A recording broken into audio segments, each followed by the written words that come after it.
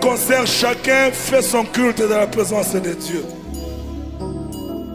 Chacun fait son culte. Et la récite d'un culte consiste à toucher le pan de sa robe. Tu peux faire ton culte si tu n'as pas assez de...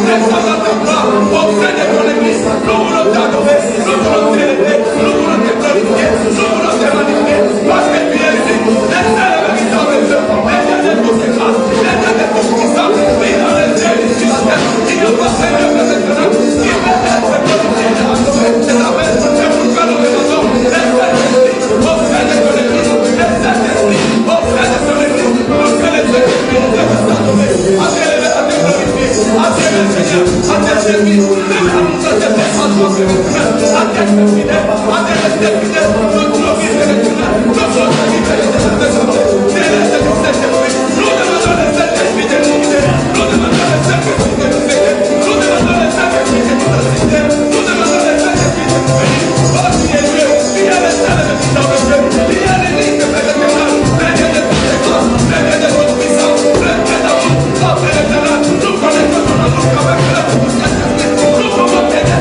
nous pouvons t'adorer, nous pouvons te servir avec le Saint-Esprit. C'est pourquoi Jéhovah, c'est notre Jéhovah, dans tes pieds, à tes pieds Seigneur, à genoux, nous œuvrons, Saint-Esprit, nous œuvrons, la puissance est là-haut, revêtis-nous ta puissance, revêtis-nous ta force, pour que Seigneur, nous soyons qualifiés, nous soyons aidés, et mérités de ton pour la gloire de Dieu, pour la puissance de Dieu, pour la puissance de Dieu, pour la puissance de Dieu, pour la puissance de Dieu, Seigneur, agis, agis, Seigneur, agis, Jéhovah, agis, Seigneur, agis, pour le péché, pour le péché, pour le péché,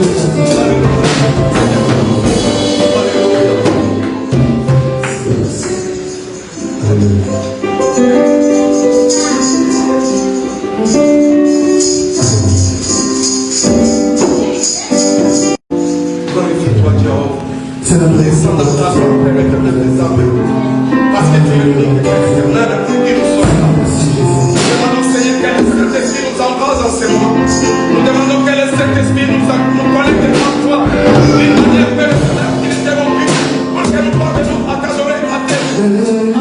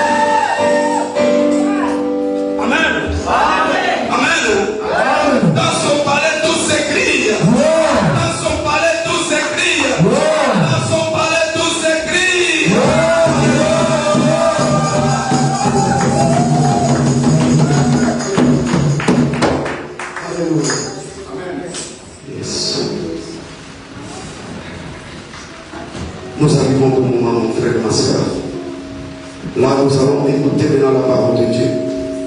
J'aimerais que chacun de nous dise à son cœur, prie en disant Seigneur, dispose de mon cœur, dispose de mes oreilles pour que je puisse t'entendre, que je puisse t'écouter, afin que tu me parles, parce que je vais recevoir quelque chose.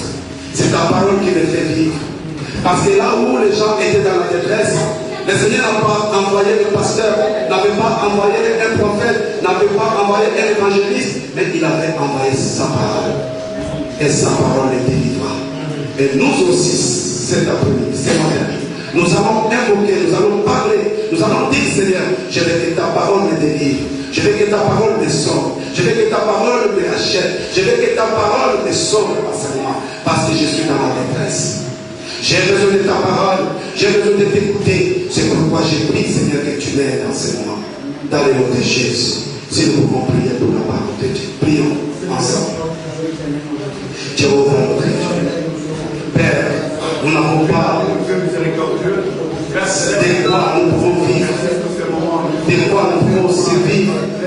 Et qu'est-ce qui peut nous délivrer si c'est ta parole, Seigneur. C'est pourquoi nous venons dans ta présence, Seigneur, Dieu de puissant.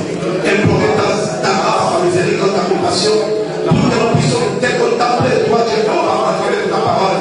Nous puissions t'écouter, Seigneur, nous donner de nouvelles présomptions. Si tout ce temps, c'est le temps que nous avons besoin de toi. C'est le temps que nous avons besoin de ta parole. Parce que ta parole nous fortifie, ta parole nous guérit, ta parole nous délivre, ta parole nous bénit, ta parole nous sauve. C'est dans le nom de Jésus que nous implorons ta grâce. En criant, en demandant ta parole, que ta parole agisse, que ta parole agisse au milieu de ton Père, pour la gloire de ton nom, Seigneur. Nous te lèvons à notre Jéhovah. Viens à notre secours, viens à notre secours, dans le nom de Jésus, dans le nom de Jésus. Jéhovah, si tu nous laisses en ce moment, nous ne pourrons pas vivre, nous ne pourrons même pas voir, nous ne saurons même pas ce que nous devons faire pour être sauvés et délivrer, Seigneur. Mais avec ton aide, avec ta grâce, nous serons capables de vivre, nous serons capables de résister au nom de Jésus. Au nom de Jésus, Seigneur, nous t'en supplions. Seigneur, merci pour ce moment. Merci de nous avoir permis de t'adorer, de t'élever, de te glorifier. Maintenant, Seigneur, nous avons parlé ce qui était dans nos cœurs. Tu sais les difficultés de chacun de nous. Maintenant, nous attendons des réponses à travers ta parole. C'est pourquoi, Seigneur, je recommande l'assemblée tout entière entre tes mains. Même nos frères et sœurs de Jéhovah qui sont connectés en ce moment, qui sont en train de nous suivre à travers l'internet, Jéhovah. Parce que nous savons que ta main n'est pas courte pour sauver. Ou, Seigneur, tu n'es pas seulement le Dieu de près, tu es le Dieu de loin. Père éternel, désormais, agis à travers cette prédication, de toucher mon frère, de toucher ma soeur, ainsi de nous démontrer, de nous montrer le chemin que nous devons emprunter pour que nous ayons la vie, Seigneur. C'est dans le nom de Jésus. Demandons l'aide du Saint-Esprit au milieu de nous. Pour la gloire de ton nom, nous avons ainsi prié au nom de Jésus-Christ, notre Seigneur et notre Sauveur. Amen. Amen. Soyez bénis dans le nom de notre Seigneur Jésus-Christ.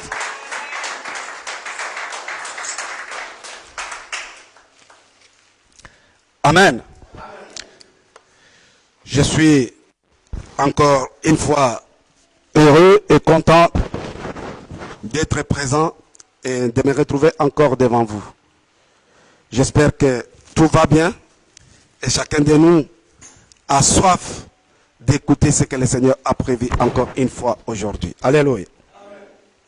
Vous savez, la parole de Dieu est faite pas pour l'écouter tout simplement. Alléluia. La parole de Dieu est faite pour l'écouter. L'écouter, surtout la pratiquer. Amen. C'est limité à l'écouter. Nous devrons faire un effort de l'écouter et de la pratiquer, de la garder avec nous. Parce qu'il n'y a pas autre chose qui peut nous donner la vie, qui peut nous donner la vie. Parce que la Bible nous dit que la parole de Dieu vivifie. Amen. La parole de Dieu est puissante. La parole de Dieu donne la vie. La parole de Dieu vivre. La parole de Dieu néglige la parole de Dieu à intercéder, à demander le Saint-Esprit. Il sera difficile que le Saint-Esprit œuvre, que le Saint-Esprit va jusque-là de se refroidir et diminuer de la force. Mais la parole de Dieu est en train de donner la force au Saint-Esprit. Alléluia. Parce que le Saint-Esprit agit de la parole de Dieu. Le Saint-Esprit, c'est le messager de Dieu. Le Saint-Esprit, c'est le pensée de Dieu. Le Saint-Esprit, c'est la force de Dieu. Mais là, la force de Dieu mélangée avec la parole, ça devient une force extraordinaire. Alléluia. Amen. C'est pourquoi nous sommes appelés à écouter la parole et à la pratiquer. Amen. C'est vrai, nous revenons encore sur notre sujet.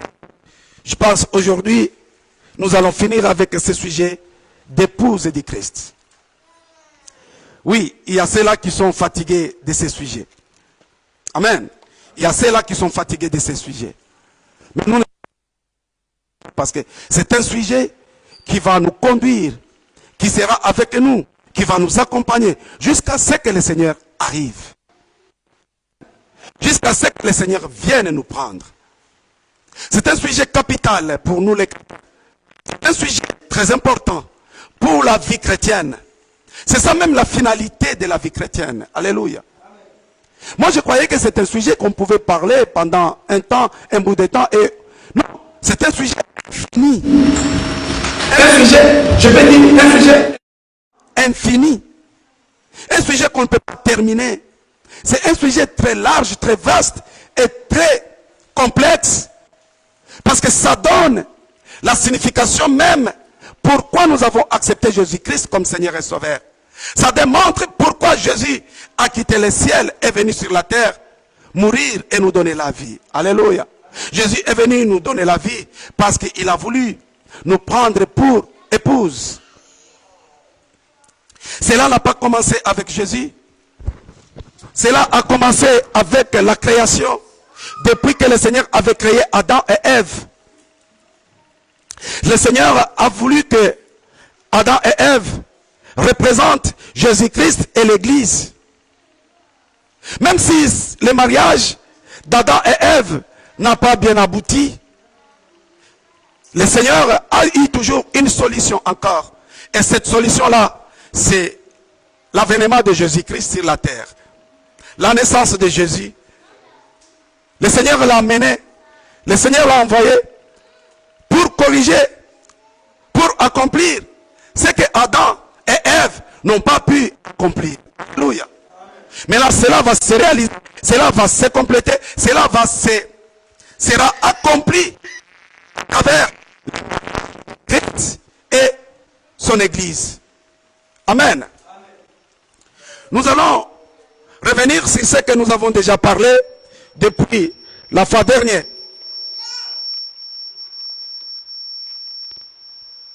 Ce que nous avons parlé depuis la fois dernière.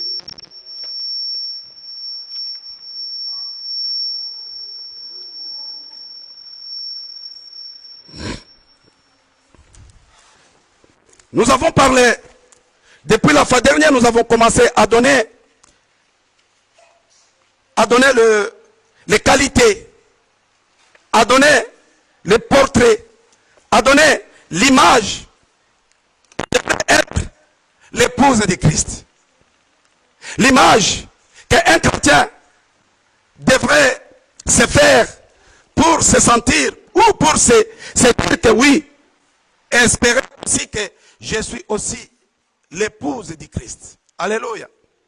Je ne suis pas un simple chrétien. Je suis un chrétien authentique. Alléluia.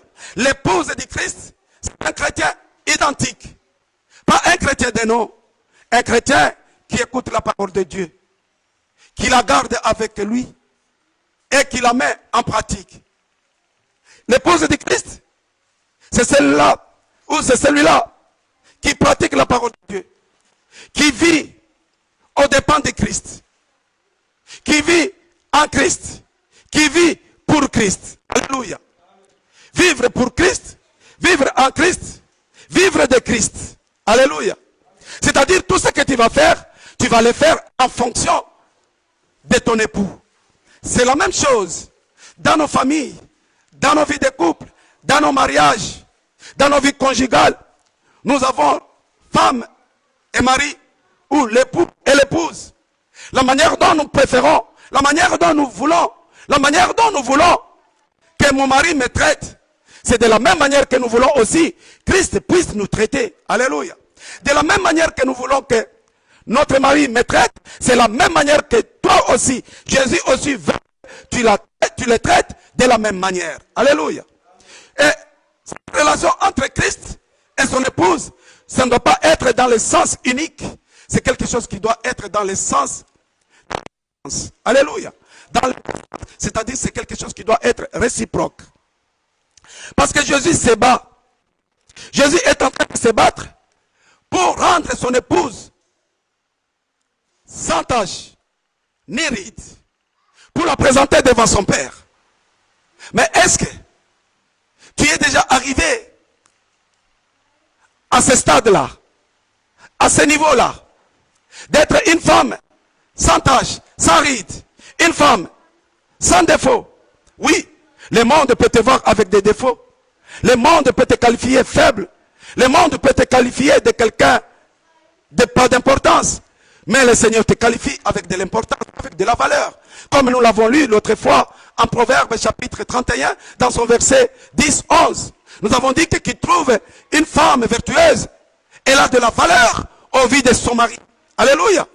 C'est-à-dire que toi et moi, nous devons nous qualifier de quelqu'un qui a de la valeur, de quelqu'un qui a de l'importance. Amen. Il faut que cela soit réel.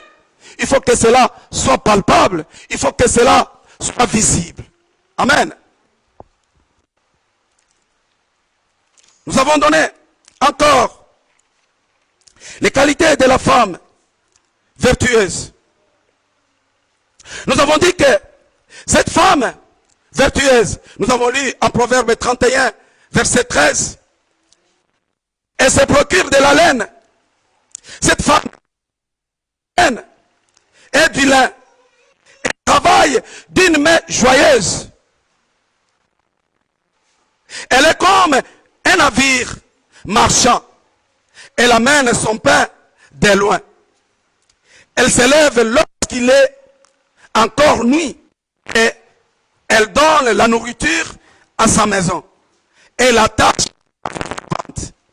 Elle pense à un champ et elle acquiert de son travail. Elle plante une vigne et elle sent de force ses reins et affermit ses bras. Alléluia. Une femme virtueuse, une femme que l'époux ou le mari considère, c'est une femme qui a ses qualités, une femme qui se lève tôt, qui va, son mari est encore dans son lit, elle va faire des petits déjeuners, elle amène à son mari, ou elle a du travail à faire, elle va travailler. Et quand elle fait ce travail-là, elle le fait avec joie. Pas par contrainte. Alléluia. Elle le fait avec joie et non par contrainte. Est-ce que toi et moi, nous travaillons pour notre époux par contrainte ou par amour? C'est une question que nous devons nous poser. Ce n'est pas le pasteur qui va répondre à cela. Est-ce que je sers mon Seigneur, je sers de la manière dont il veut que je lui serve? Alléluia. De la manière dont il veut que je le serve. C'est une question à laquelle chacun de nous doit répondre. Comme chaque épouse dans son foyer, elle doit savoir si elle a fait plaisir à son mari ou non. Si son mari ou non. Et elle doit savoir à quel point elle énerve son mari. Et à chaque fois quand elle veut faire quelque chose, elle dit que si je fais ceci, mon époux ne sera pas content de moi. Alléluia. C'est comme ça que chaque épouse, chaque chrétien qui se considère épouse du Christ, elle doit mener sa vie. Comment est-ce que toi et moi nous menons notre vie? Menons notre vie d'une manière à faire plaisir à notre Dieu, d'une manière à faire plaisir à notre Seigneur. Est-ce que tu es sûr de ta vie chrétienne? Je veux que tu sois rassuré. Le Seigneur nous aime. Seigneur veut, le Seigneur attend de chacun de nous que nous lui soyons fidèles. Comme chaque époux veut que son épouse lui soit fidèle. Dans n'importe quelle situation, dans n'importe quelle circonstance, dans n'importe quelle condition, la femme doit chercher à protéger son mari, doit chercher à couvrir son mari, doit chercher à soutenir son mari. Pas une épouse a un petit problème, tu craches tout contre ton mari. Alléluia. Nous, devant des situations, là où ça nous demande de la piété, ça nous demande de la fidélité, ça nous demande de démontrer que nous sommes des chrétiens, nous nous voilons la face et nous menons une vie païenne, une vie qui n'est pas digne d'être chrétien. Comment est-ce que tu peux te considérer comme épouse du Christ et prétendre à attendre l'arrivée du Seigneur, que quand le Seigneur viendra, moi aussi je serai là-haut. Alléluia. C'est le fait d'être épouse du Christ qui va nous qualifier. C'est le fait d'être épouse du Christ qui va nous donner cette considération de dire que ce jour, quand le Seigneur viendra, je serai.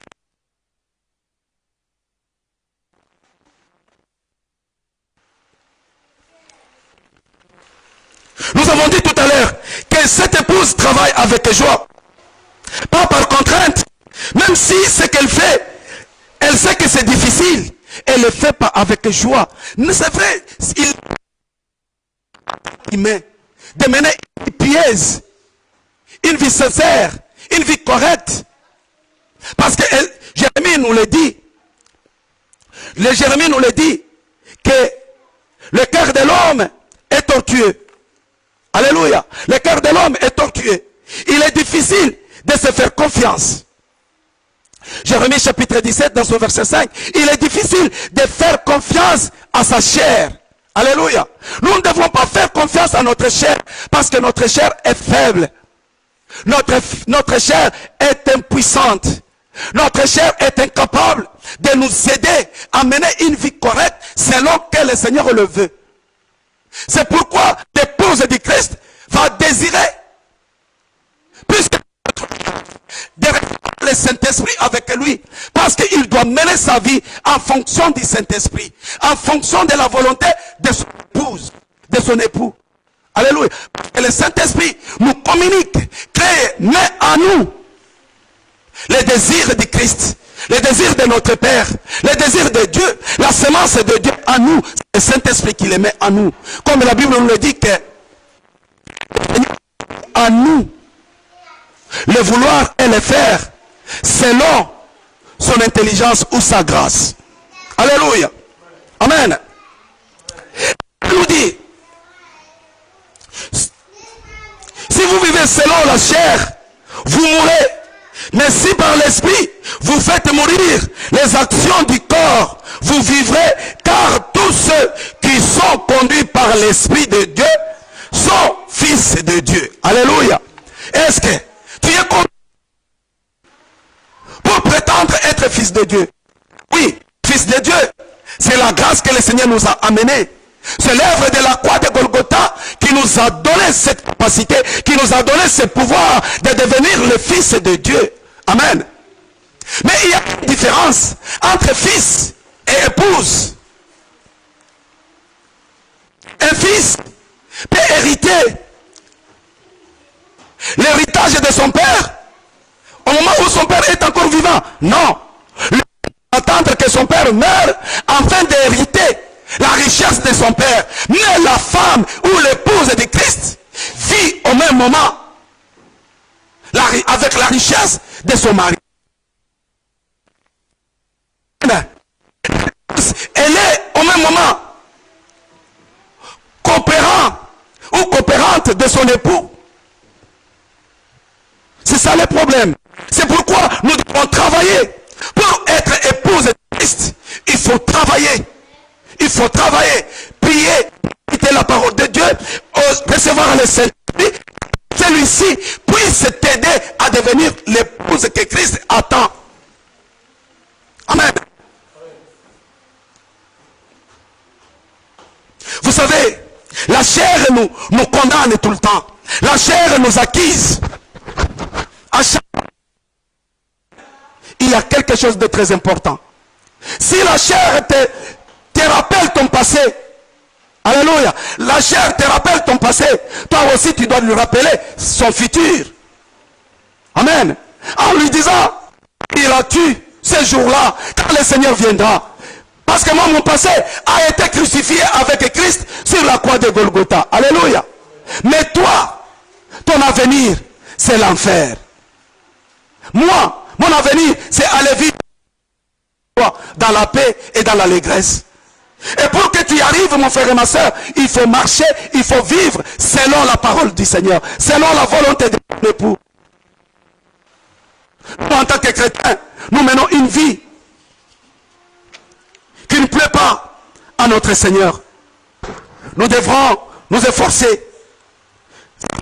Nous sommes faibles, mais c'est le Saint-Esprit qui nous fortifie.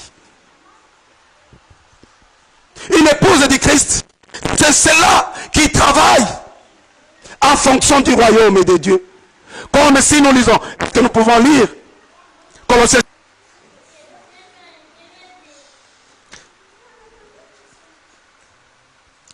Colossiens chapitre 3.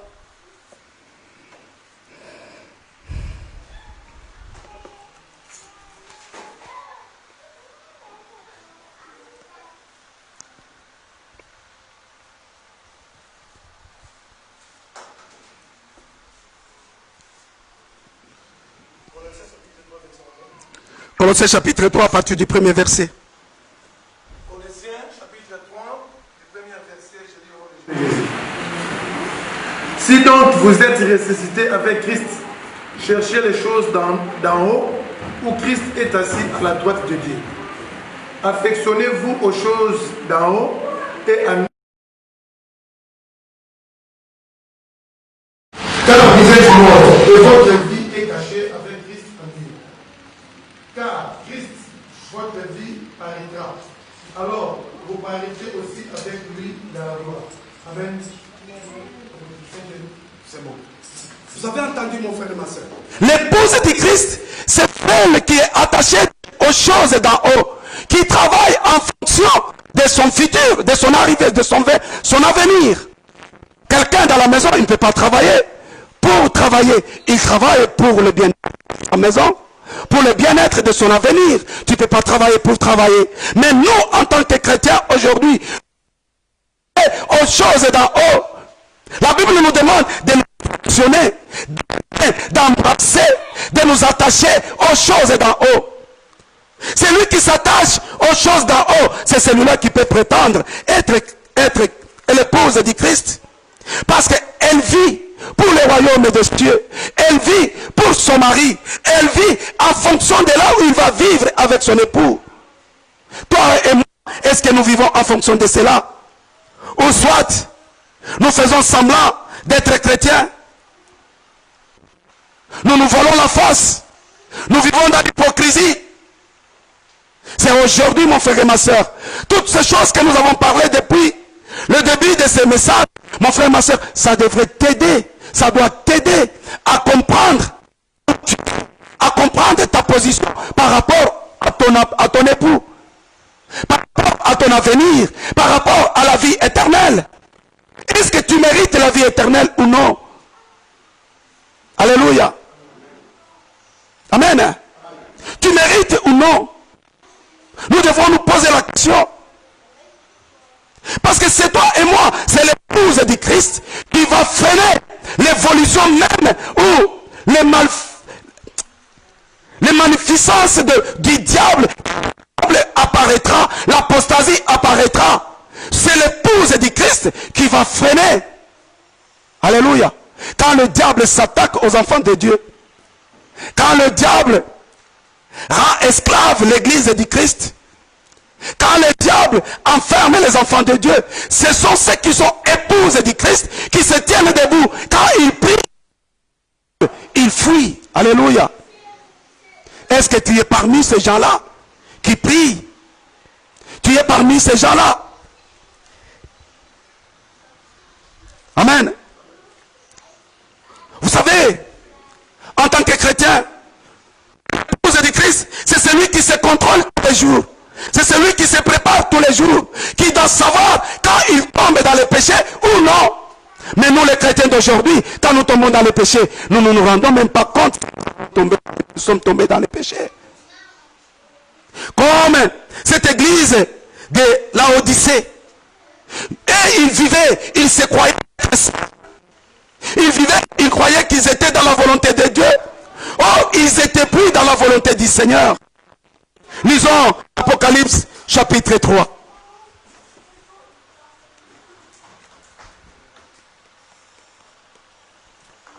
Une épouse, c'est celle qui vit, qui se pose des questions à chaque moment. Est-ce que ce que je fais, ce que je vais faire, mon époux va agréer cela, va approuver cela, va accepter cela ou pas? Apocalypse, chapitre 3, dans son verset 14.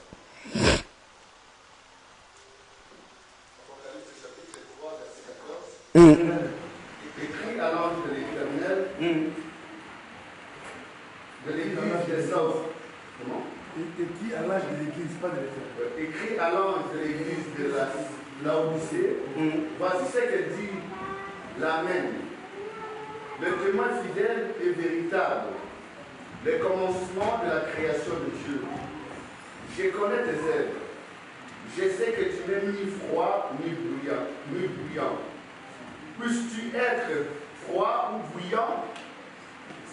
Ainsi parce que tu es tiède et que tu n'es ni froid ni bouillant, je te vomirai de ma bouche.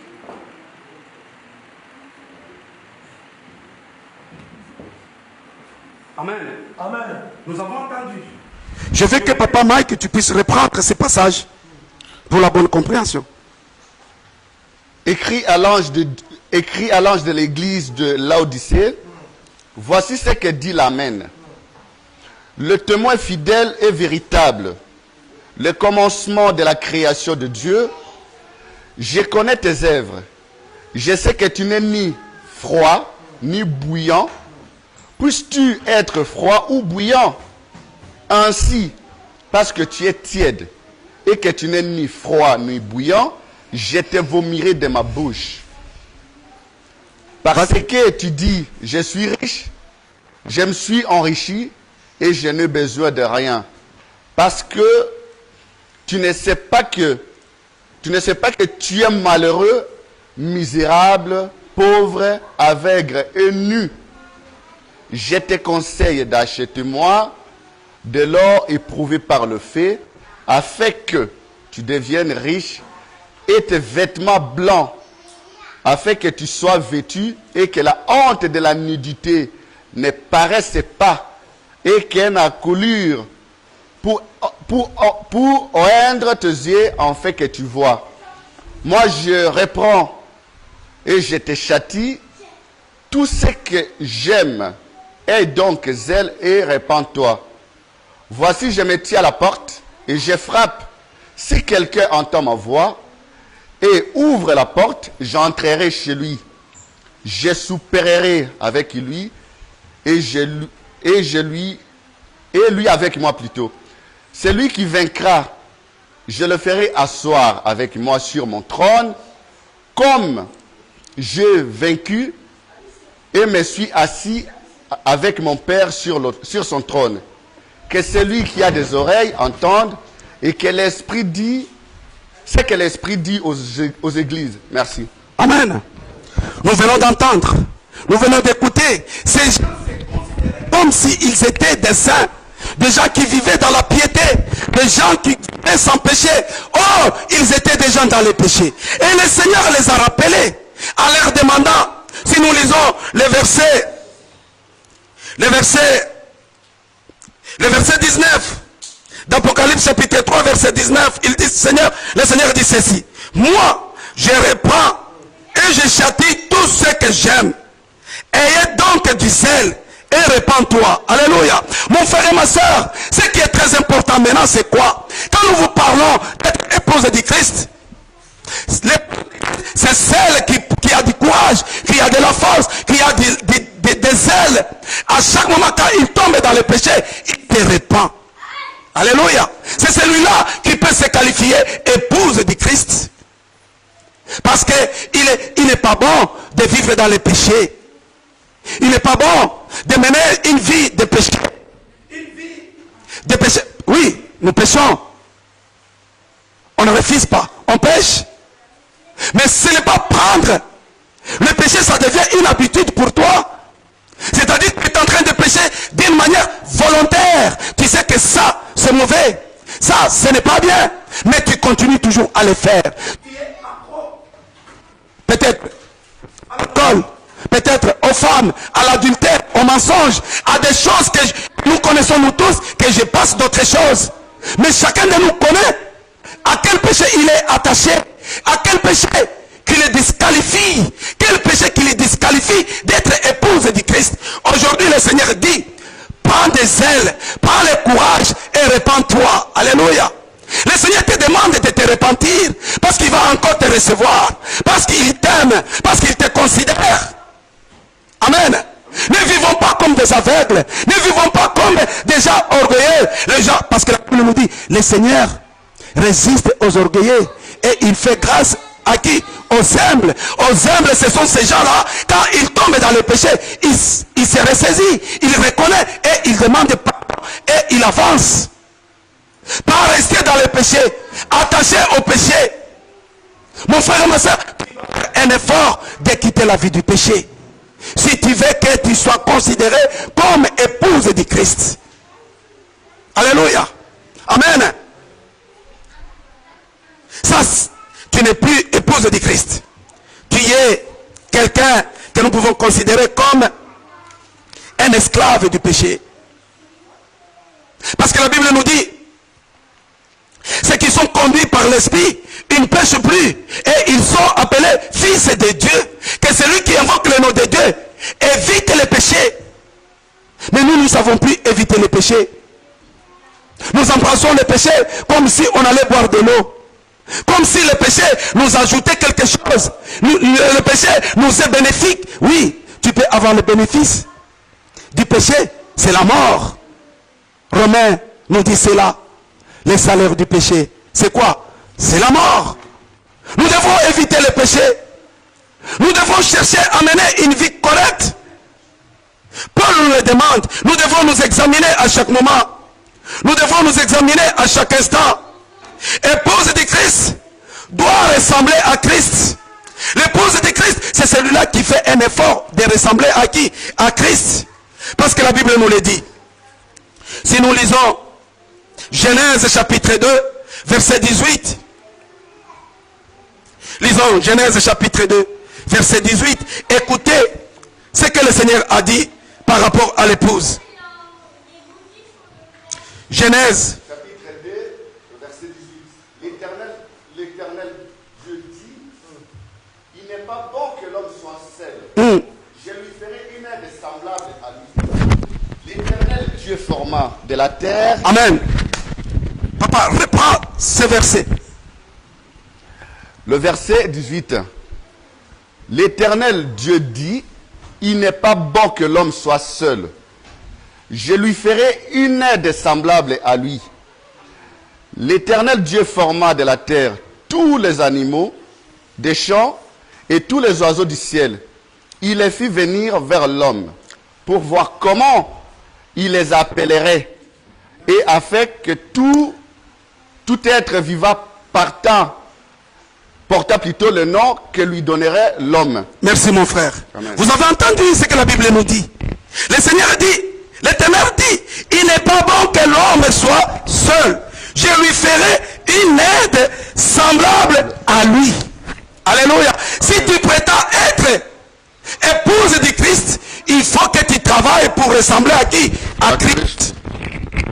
Si tu crois que ta vie ne ressemble pas à celle du Christ, ne te considère pas comme une épouse. Tu dois travailler sur ta vie. Tu dois travailler dans la manière dont tu te donnes au Seigneur. Tu dois faire un effort de suivre le Seigneur correctement comme il faut. C'est pourquoi Paul nous demande de nous examiner à chaque moment. Nous allons lire 2 Corinthiens.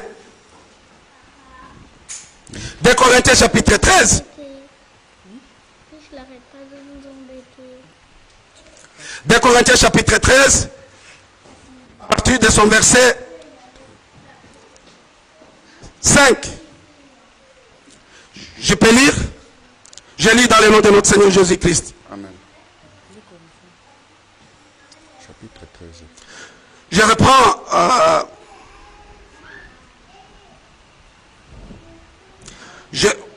Je lis à partir du verset 5. Dit, examinez-vous vous-même pour savoir si vous êtes dans la foi. Éprouvez-vous vous-même. Ne reconnaissez-vous pas que Jésus-Christ est en vous? À moins peut-être que vous ne soyez reprouvés. Mais j'espère que vous reconnaîtrez que nous ne sommes pas reprouvés. Cependant, nous prions Dieu que vous ne fassiez rien du mal, non pour paraître nous-mêmes approuvés, mais afin que vous pratiquiez ce qui est bien et que nous soyons comme reprouvés. Car nous n'avons pas de puissance et de facilité, nous n'en avons que pour la vérité. Alléluia. Écoute ce que la Bible nous dit. La Bible nous demande de nous examiner nous-mêmes. Pas de dire au vu de tout le monde, de dire que je suis chrétien, je suis croyant, je suis ceci, je suis cela. Mais la vie que tu mènes est différente de celle qu'un croyant, de celle qu'un chrétien authentique devrait mener. Alléluia. Mon frère et ma soeur, en tant qu'épouse du Christ, nous devrons chaque moment et chaque instant nous examiner si nous sommes éprouvés, si nous sommes approuvés par Christ, si nous sommes acceptés et que si nous avons la foi et que notre manière que nous menons la vie chrétienne est correcte et digne d'être épouse du Christ. Alléluia. Sinon nous pouvons prétendre être chrétiens, nous pouvons prétendre être élus de Christ, nous pouvons être épouse du Christ, mais quand Christ viendra, ça sera la délusion. Ça sera trahison. Ça sera étonnement. Parce que tu vas rester. Tu vas pas. Le Seigneur ne viendra pas chercher les chrétiens. Le Seigneur ne viendra pas chercher les croyants ou les religieux ou ceux qui vont à l'église ou ceux qui prient à l'église ou ceux qui prêchent dans l'église. Le Seigneur viendra chercher son épouse. Alléluia. Le Seigneur viendra chercher son épouse. Nous connaissons vierges, tous prétendaient être l'épouse de Christ. Ils attendaient toutes leur époux. Mais quand l'époux est venu, ce ne sont pas toutes qui sont entrées. Il y en avait 5 et les 5 ont raté. Nous ne pouvons pas être ceux-là qui se prétendent être chrétiens, qui prétendent être chrétiens, qui prétendent être épouses du Christ. Mais notre vie que nous menons, une vie. Mon frère et ma soeur, ah, dérangeant. Ça sera dérangeant quand le Seigneur viendra. Alléluia. Oui, le salut nous est donné par la grâce et nous enseigne à renoncer à l'iniquité, à l'impiété et aux convoitises du monde. Alléluia. L'épouse du Christ doit se préparer pour les jours. Comme nous avons lu dans les Écritures, quand nous avons lu, cette épouse travaillait tous les jours. Elle était heureuse tous les jours. Alléluia. Est-ce que toi, tu es tous les jours en train de te préparer pour la venue de ton époux, pour la venue de ton Seigneur? Mon frère et ma soeur, le temps est déjà arrivé à son terme. Nous devrons nous préparer pour la venue de notre Seigneur Jésus-Christ. Et pour se préparer, ce n'est pas un seul jour, c'est tous les jours. C'est pourquoi nous disons, on enseigne Jésus. Alléluia. On enseigne Jésus. Mais le Christ, on le vit. Alléluia. On enseigne Jésus, mais Christ, on doit le vivre. Et Dieu doit se révéler dans la vie de chacun de nous. Vivre Christ, c'est comme nous vivons chaque jour. Et l'épouse du Christ, c'est celle quand elle se couche, elle pense, ses premières pensées vont déjà à celui-là qui aime. Quand elle se réveille le matin, la première pensée va à son mari, à son époux. Est-ce que toi et moi, avant de nous coucher, avant de nous réveiller, est-ce que notre première pensée va vers qui? Tourne vers qui? Les pensées des amoureux, leur première pensée, leurs pensées matinales, leurs pensées nocturnes vont directement vers leur amoureux. Est-ce que toi et moi, nous pensons au Seigneur chaque jour? Nous pensons à notre époux tous les matins? Ou bien c'est seulement quand le pasteur nous appelle d'aller à l'église, quand le pasteur nous parle de servir Dieu, quand le Seigneur nous parle de faire les cotisations de la salle ou faire ceci, cela, c'est à ce moment-là que tu penses à ton épouse, à ton époux? Non, mon frère et ma soeur. Nous devons penser à notre époux à chaque minute qui passe, à chaque minute de notre vie. Nous sommes à la fin du temps. Alléluia. Nous sommes à la... Mais aux dernières heures. Vous savez quand est-ce que les dernières heures ont commencé? Les dernières heures ont commencé quand Jésus était né. Alléluia. Quand Jésus était né sur la terre. C'est que les dernières heures ont commencé et que l'humanité a commencé à vivre depuis la naissance de Jésus jusqu'à aujourd'hui. Fini.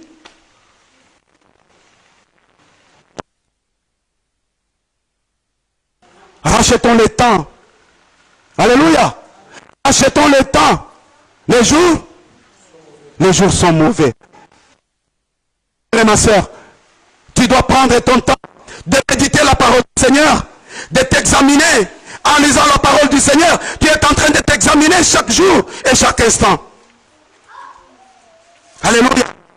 Chaque fois quand tu vis chez toi, tu penses aux orphelins, tu penses aux pauvres. Oui, pas les orphelins physiques.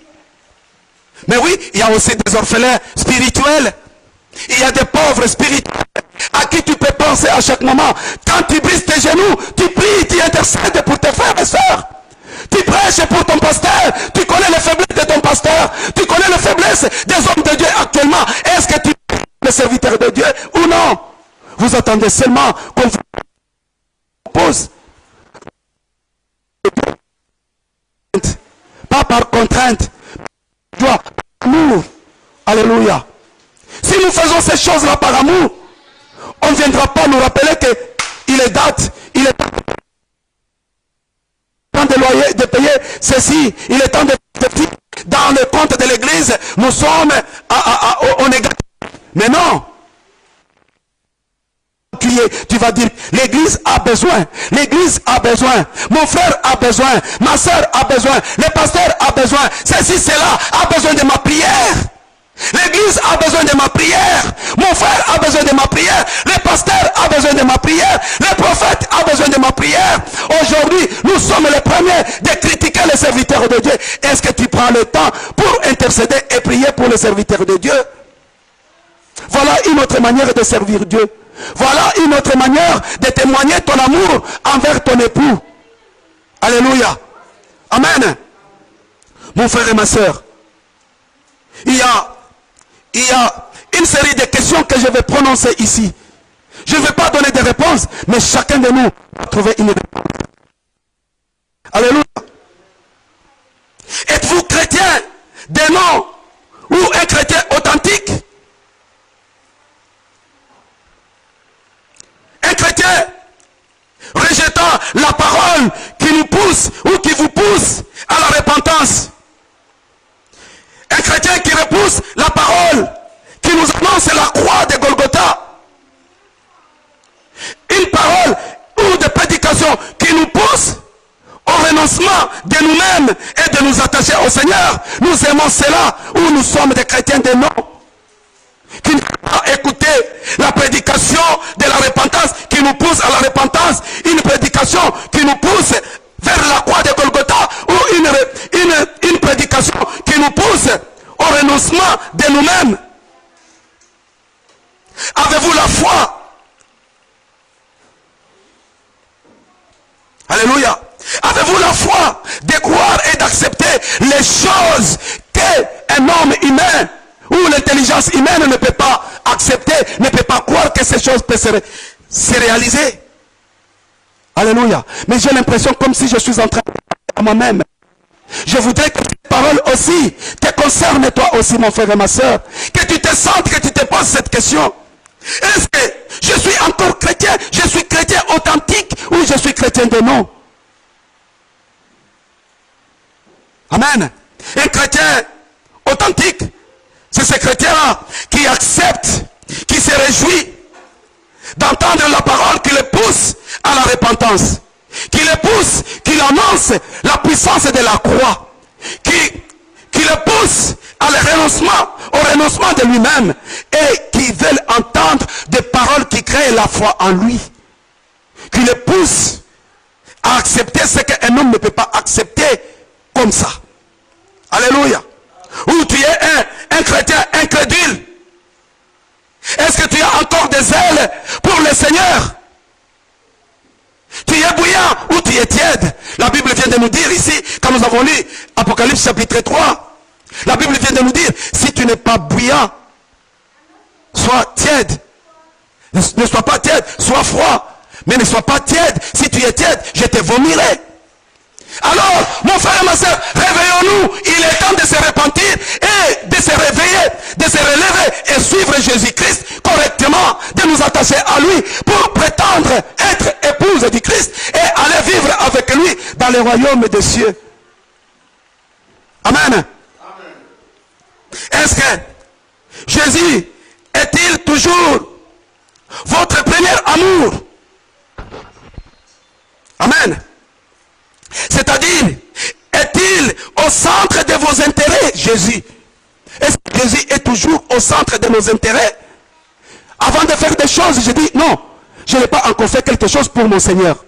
Et avant de faire, non, je n'ai pas encore payé mon loyer de l'église. Pour faire ceci, je n'ai pas encore payé ma dîme. Pour faire ceci, je ne peux pas aller dans la maison de Dieu sans offrande.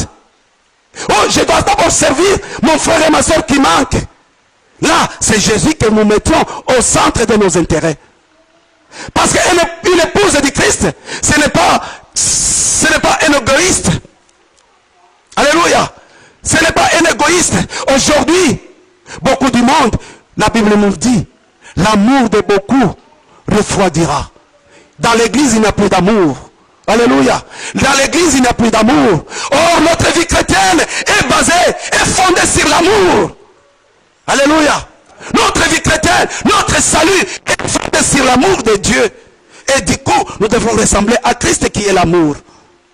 Est-ce que nous avons cet amour? Nous nous tenons mutuellement cet amour, mon frère et ma soeur. Il est temps de réfléchir.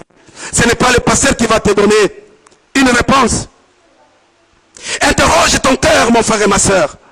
Interroge ton cœur, mon frère. Qu'est-ce qui te préoccupe? En première position, chaque matin quand tu te réveilles et chaque soir quand tu vas te coucher. Or, une épouse, c'est elle qui a l'assurance qu'elle va te coucher. La Bible nous dit, ne t'inquiète pour rien en te disant qu'est-ce que je vais manger et qu'est-ce que je vais me revêtir. À chaque jour, vos quoi? Vos sa peine. C'est ça l'épouse du Christ. Il sait que les choses qui me manquent, mon Seigneur, mon époux, il me prend en charge par ces choses-là. Mais nous les chrétiens, nous nous inquiétons plus que même les païens. Nous nous inquiétons même plus que les païens. Au plus parce que nous nous inquiétons et nous n'avons même plus le temps de prier. Nous n'avons même plus le temps de méditer la parole de Dieu. Parce que tellement que les inquiétudes sont vraiment plus élevées, nous préoccupent plus que toute autre chose. Et notre foi est en train de se refroidir. Alléluia. Car au coucher ou au réveil, les premières pensées vont ou se retournent vers celui qu'on aime. Est-ce que toi tu aimes qui? Tu aimes quoi dans ta vie? Tu aimes Christ? Tu penses à Christ? Tu penses à ton époux? C'est à toi de répondre. Vivez-vous dans la sanctification? Cherchez-vous la sanctification? Ou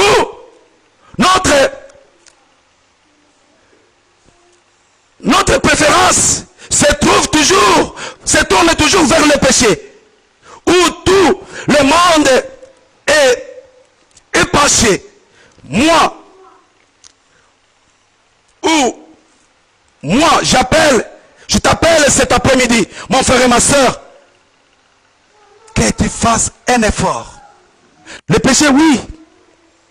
Amen. Le péché, oui. Ou tu es toujours dans le péché. Mais oui, on parle ici, pas le péché, n'importe quel péché qui vienne par accident. On parle du péché volontaire. Alléluia. Du péché volontaire. Continueras-tu à vivre dans le péché, dans l'immoralité, dans l'ivrognerie, dans l'impureté, dans les mensonges ou dans d'autres choses que chacun de nous connaît? Dans l'insoumission même à son mari, dans la rébellion même pour ses parents, manque du respect à ses parents, manque d'amour à son frère et à sa soeur. Non, mon frère et ma soeur, manque du pardon, dans l'orgueil. Nous devons être des hommes humbles. Nous devons être des hommes humbles. Alléluia. Paul nous dit, oui, parce que la grâce existe. Nous devons continuer à vivre dans le péché pour que nous disions que la grâce de Dieu s'y remonte dans nos vies. Non, la grâce de Dieu nous donne la possibilité de reconnaître nos péchés et de nous relever et aller se repentir. C'est ça la grâce de Dieu. La grâce de Dieu n'est pas un passeport. La grâce de Dieu n'est pas une autorisation qui te permet de pécher et tu sais que parce que demain je vais aller me repentir. Je vais aller confesser. Non, mon frère et ma soeur. La grâce de Dieu, c'est celle qui te rappelle, attention, ça c'est du péché, tu dois te repentir. Lève-toi, avance, va demander pardon au Seigneur. C'est ça la grâce de Dieu. Alléluia.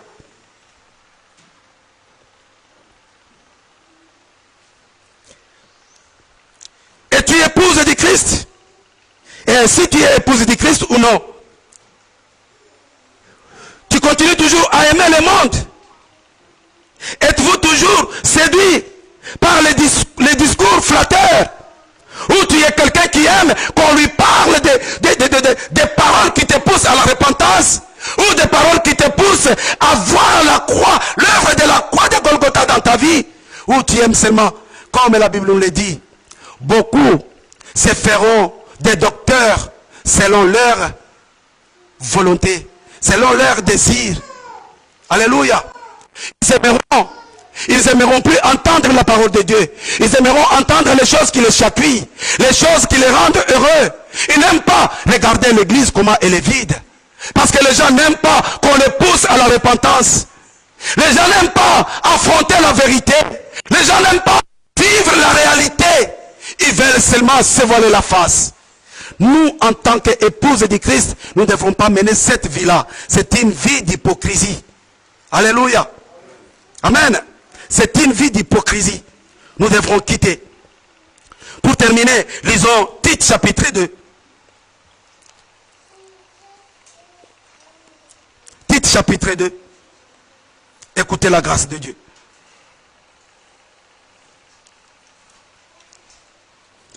Tite chapitre 2. Je lis à partir du verset.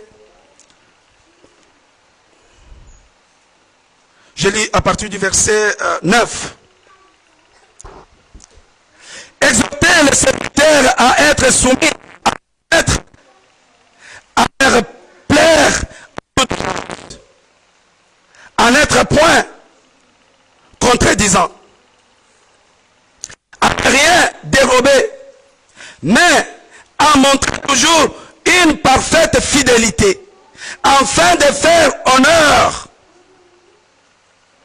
en tout la doctrine de Dieu notre Sauveur. Amen. Attention ici. Dieu, source du salut pour tous les hommes, a été manifesté.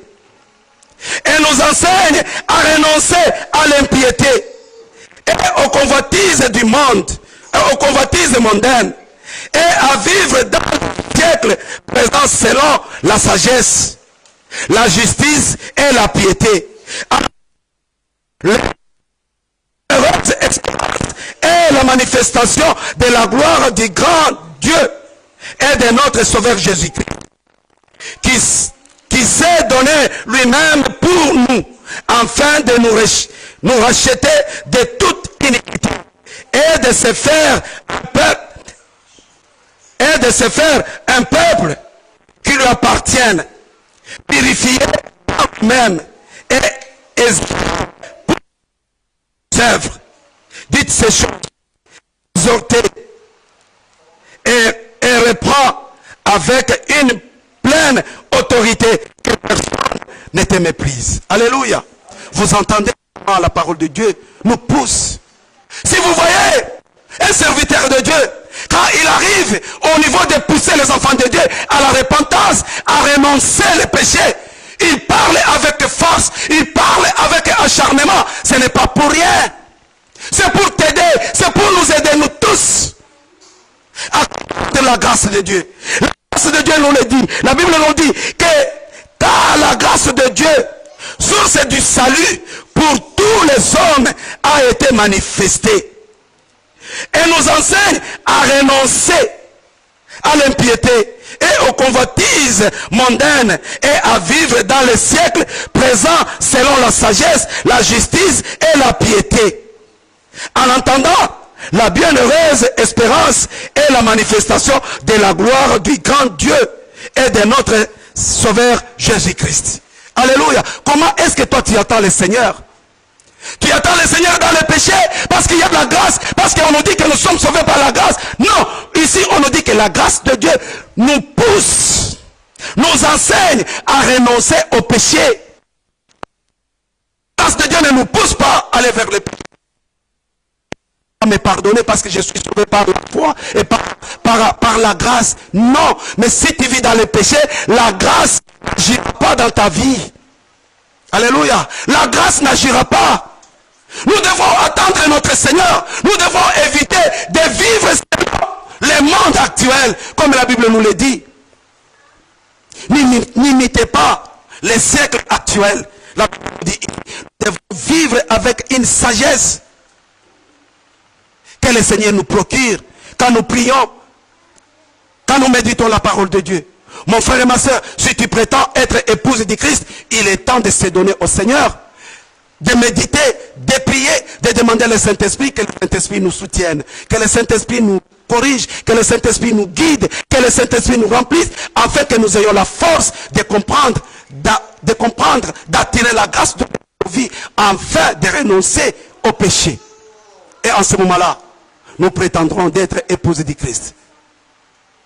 Si tu prétends être épouse du Christ, il faut vivre une vie de repentance, une vie d'humilité, une vie qui renonce le péché, qui rejette le péché. Il est temps, mon frère, ma soeur, de faire cet effort. Que le Seigneur vous bénisse dans les noms glorieux de notre Seigneur Jésus-Christ. Soyez bénis.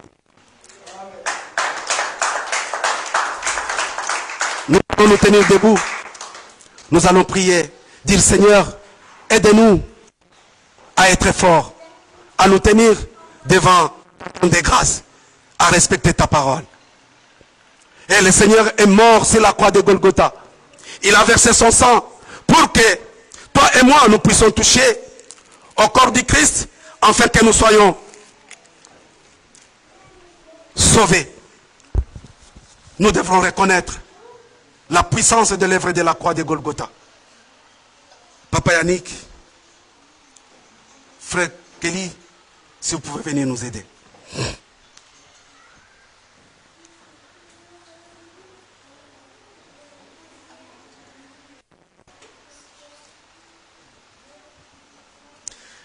Le Seigneur nous a aimés comme on a aimé.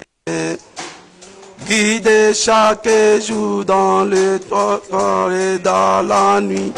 Il nous protège, il nous donne son amour. C'est le pain de l'amitié près de Dieu. C'est mon corps, prenez et mangez. C'est mon sang, prenez et buvez, car je suis la vie, que je suis l'amour. L'Esprit accorde-nous dans ton amour. Amen. Le Seigneur a donné sa vie. Il est mort sur la croix pour que toi et moi nous soyons sauvés. C'est pourquoi il nous a laissé ceci, son corps, que nous puissions nous souvenir à chaque moment que nous nous réunissons. Mon frère et ma soeur, la Sainte Seine d'aujourd'hui, je veux quand tu vas le prendre, que tu puisses dire au Seigneur, au moment où je prends ton corps, Père éternel, je veux que tu me délivres du péché. Je veux, Seigneur, que tu me donnes la force de m'engager dans cette alliance du mariage, dans le nom de Jésus.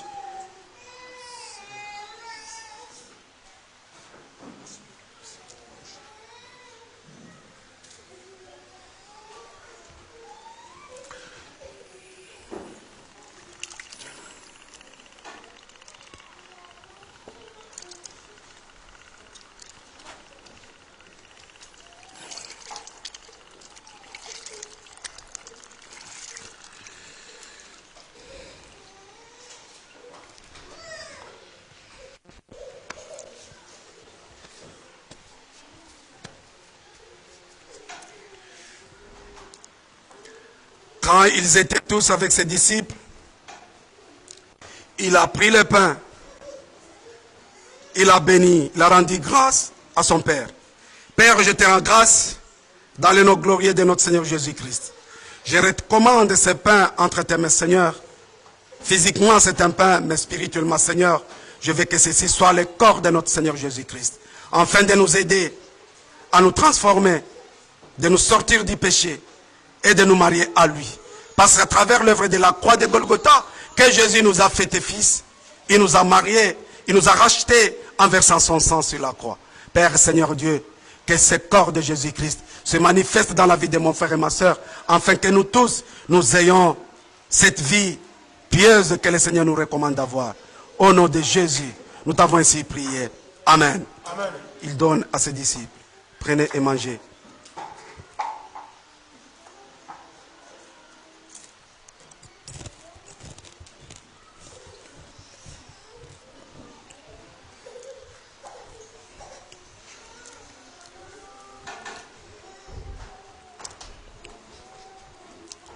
Ce soir-là, il a pris la coupe, il a béni, il a dit, prenez ceci, c'est le sang qui a coulé pour plusieurs, pour la nouvelle alliance.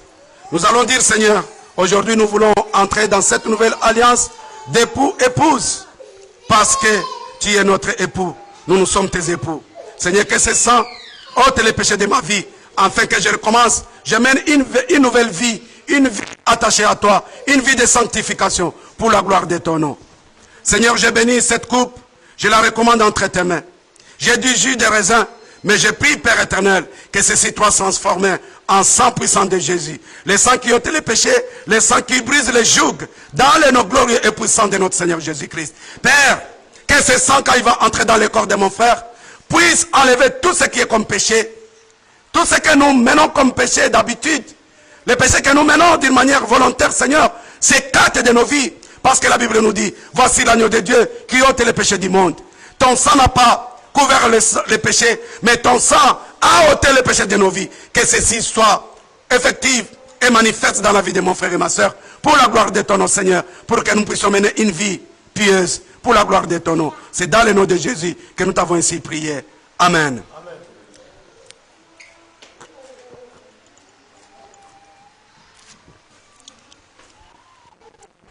Il a donné à ses disciples. Prenez et buvez.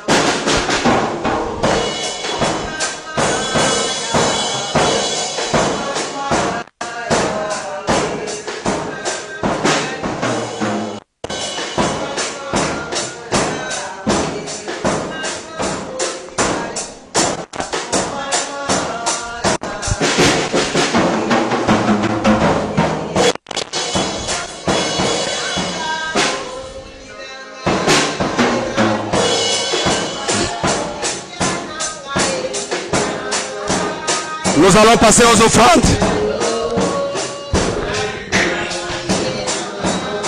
Passons aux offrandes.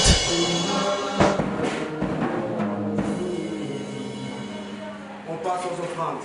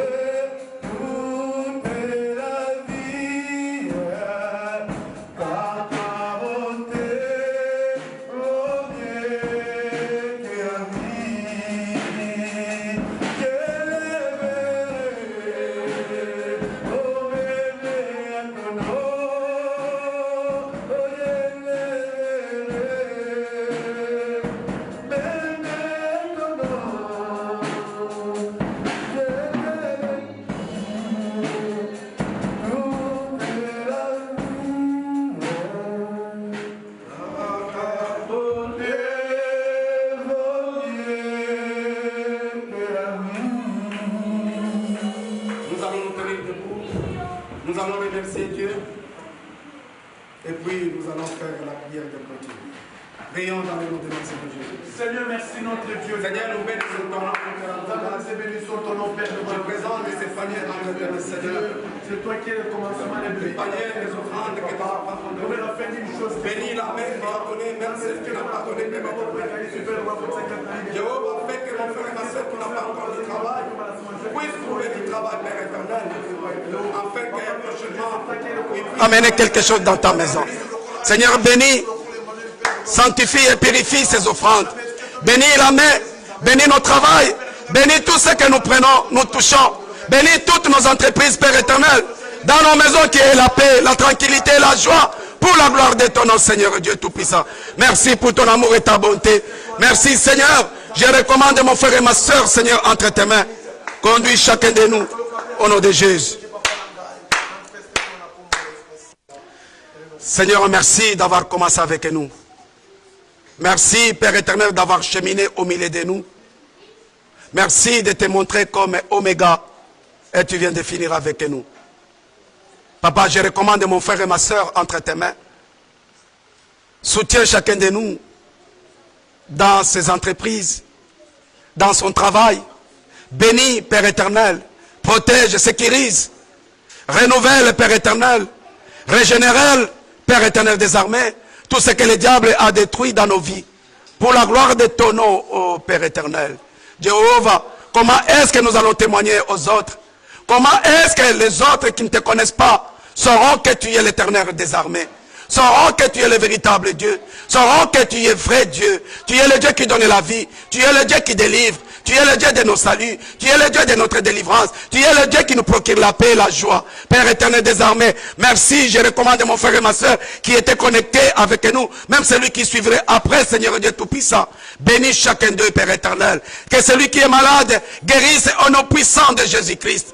Que celui qui est captif, qui soit délivré pour la gloire de ton nom, au nom puissant de Jésus-Christ. Oh Jéhovah, merci. Je prie pour mon frère et ma soeur qui a été absent aujourd'hui. Père, je prie pour mon frère qui était présent avec leurs enfants, Père éternel. Leur mari, Jéhovah, leur travail. Ceux qui cherchent du travail, ceux qui ont encore des démarches, Père éternel. Montre-toi que tu es le véritable Dieu. Le Dieu d'amour, le Dieu de bonté, le Dieu miséricordieux. Qu'ils espèrent, qu'ils continuent toujours à espérer en toi. Donne-nous une autre raison, Père éternel. Donne-nous des raisons pour lesquelles nous devons continuer à t'aimer, à te servir, à te faire confiance. Oh Jéhovah, quand nous voyons nos affaires progresser, aller de l'avant, quand nous voyons nos problèmes se résoudre, Père éternel des armées, nous dirons que c'est vrai. Dieu a raison, nous devons continuer à lui faire confiance. Merci pour ton amour et ta bonté. Bénis chaque frère, bénis chaque sœur. Que ta grâce, ton amour et ta bonté, Seigneur Dieu Tout-Puissant, puissent accompagner chacun de nous dans nos demeures. Au nom glorieux et puissant de notre Seigneur Jésus-Christ, nous t'avons ainsi prié avec une petite action de grâce. Nous disons tous Amen. Amen. Amen. Soyez bénis. Soyez bénis. Au revoir. Une chaîne télévision chrétienne du Centre de restauration chrétienne, enseignement, prédication, intercession, édification et beaucoup d'autres programmes chrétiens. Jésus-Christ chez vous. CRC TV.